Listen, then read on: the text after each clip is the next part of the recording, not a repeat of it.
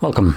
In front of me is a Huawei Nova Y70, and today I will show you how you can enable and set up your Do Not Disturb mode.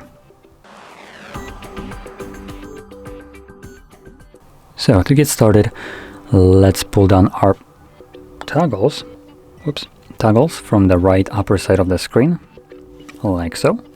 Expand it, and in here you should find somewhere Do Not Disturb mode toggle, which for me is right over here. Now once you locate it, you can either tap on it to immediately turn it on with whatever the default settings of it are, or you can hold it and this will take you to the settings where you can customize how it will function. Now we don't have too many options right here, so just go over them and change whichever ones you want to so they fit your needs. And then whenever you're ready and you want to use your Do Not Disturb mode, simply tap on it, select enable, and it's now enabled. As you can see, this moon icon right here. And when you're done with it, by just toggling it on, you do also need to turn it off once you're done with it, otherwise it will be permanently running in the background. So you do so by just tapping on the toggle once again.